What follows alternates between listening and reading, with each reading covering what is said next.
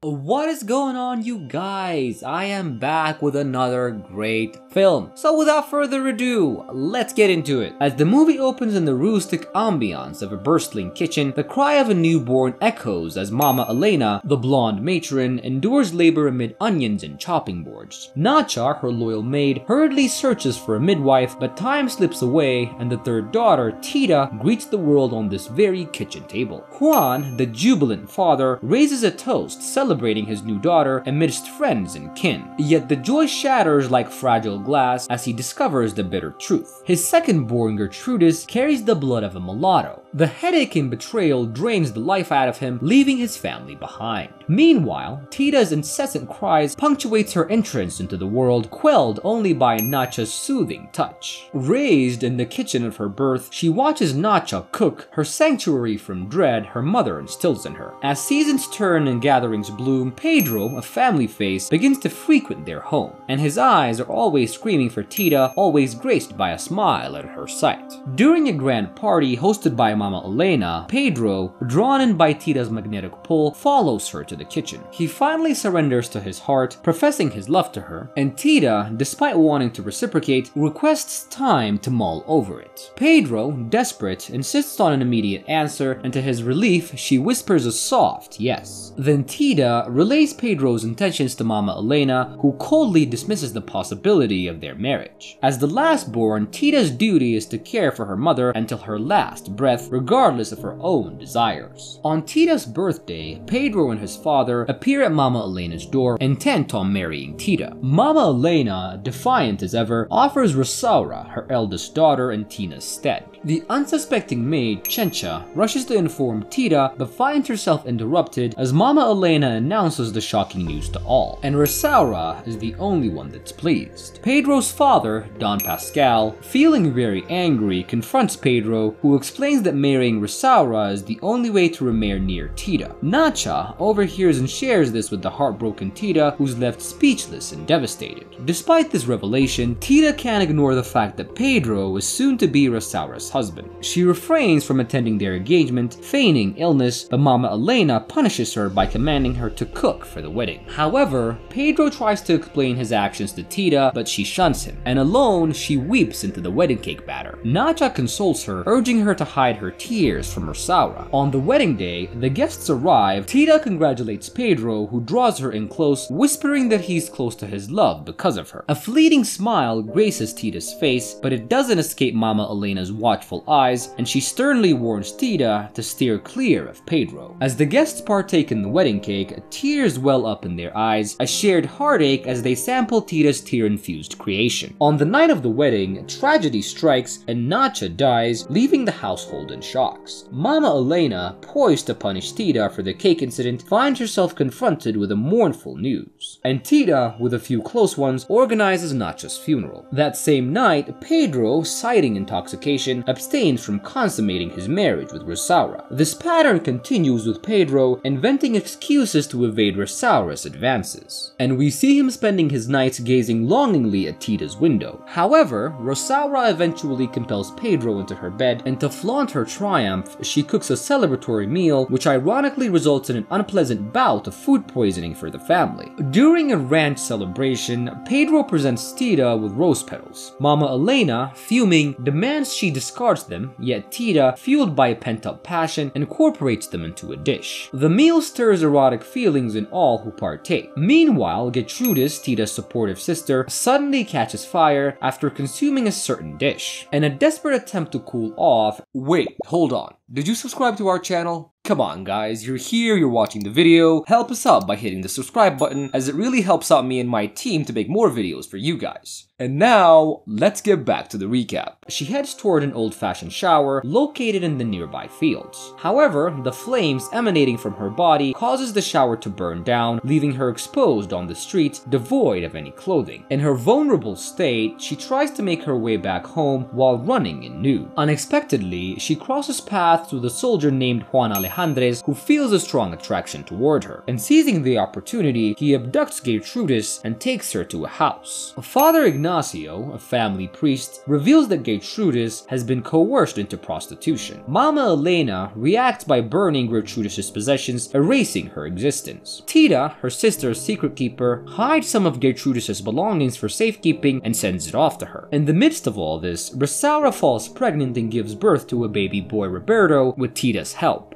During this time, Pedro faces Dr. Brown and Mama Elena was away with Chencha, and Tita's ability to handle the situation really impresses Dr. Brown. While Rosaura recovers, Tita tends to the household and nurses Roberto. This closeness with Pedro's son brings Tita and Pedro closer, yet Mama Elena remains a barrier between them. Everyone gathers to celebrate Roberto's birth, with Tita managing everything splendidly. Rosaura watches Tita's radiance from her bedroom window, and Dr. Brown, still infatuated with Tita, imagines her with a child of her own, but Tita explains the constraints of her tradition. Mama Elena, seeing the bond between Tita and Pedro, decides to send Rosaura, Pedro, and Roberto to San Antonio once Rosaura was strong enough to travel. Heartbroken, Tita asks Pedro to keep his distance. One evening, Tita nurses Roberto as usual, but Mama Elena goes up to check on her to check if she's with Pedro. Tita, who breastfed Roberto, hears Mama Elena's footsteps, clothes herself up, and places the baby bottle on his lips. Mama Elena walks in and makes sure everything is okay, and Tita quickly hands the baby to Rosaura, avoiding any suspicion. One evening, the family dresses in white due to the heat and sleeps outdoors. Pedro seizes the opportunity to steal a kiss from Tita, prompting Mama Elena to expedite Rosaura's and Pedro's departure to Texas. After their departure, Mama Elena begins to harass Tita, nitpicking at small details. One day, as they prepare food for the ranch, Chencha brings news from Texas, and Roberto has died due to malnutrition. Tita's grief overflows, earning her a harsh blow from Mama Elena's wooden spoon. Chencha explains Tita's emotional breakdown to Mama Elena, who decrees that Tita has no place there anymore. Days roll by, and Tita, starved and frail, is found by Dr. Brown. Rescuing her from her torment, he takes her to Texas, giving her a new home and a new life. Dr. Brown, a widower with a son named Alex, cleans Tita up and lets her adjust to her newfound freedom. He gifts her yarn, a quiet invitation to begin healing. Time passes, and Tita, once lost and unsure, begins to find a rhythm in her new life with Dr. Brown and Alex. To aid Tita's transition, Dr. Brown brings Chencha to Texas, and seeing her dear friend, Tita's heart warms and she begins to accept Dr. Brown into her life. As Chencha, Dr. Brown, and Tita share a joyful moment, Tita takes a stand and she tells Chencha to inform her mother that she's not returning. Inspired, Dr. Brown finally musters the courage to ask Tita out. Back home, disaster strikes and bandits raid Mama Elena's house, attacking Chencha and severely wounding Mama Elena. Mama Elena is brought to Dr. Brown's home for treatment, but ultimately succumbs to her injuries. Her daughters gather for her funeral, and Pedro and Rosaura attend too, and their lingering feelings for one another is palpable. Rosaura goes into labor prematurely during the funeral, giving birth to a baby girl. Dr. Brown breaks the news to Pedro and Tita that Rosaura can't bear any more children. Tita steps in to care for the newborn until Rosaura recovers. But when the baby is returned to her mother, she cries constantly. Desperate, Rosaura asks Tita for help, and Tita suggests keeping the baby close to warm food to comfort her. Rosaura reveals that they want to name the baby after Tita, but Tita suggests Esperanza instead. Dr. Brown, Alex, Pedro, Tita, Rosaura, and baby Esperanza enjoy a shared moment of peace. Alex jokes about marrying Esperanza when they grow up, causing everyone to laugh. But Rosaura dampens the mood by stating Esperanza can't marry because she must take care of her. Tita and Pedro bristle at Rosaura's plan, recognizing its painful familiarity. One night, the four adults share a meal, and Dr. Brown asks for Pedro and Rosaura's blessing to marry Tita. Pedro grudgingly gives his blessing, and Dr. Brown presents Tita with a stunning engagement ring, and Pedro, unable to contain his frustration, breaks everyone's glass during a toast. Pedro watches as Dr. Brown and Tita share an intimate moment on his leave for work. Later, he surprises places Tita in her room, silences her questions with a passionate kiss, and creates a night not to forget.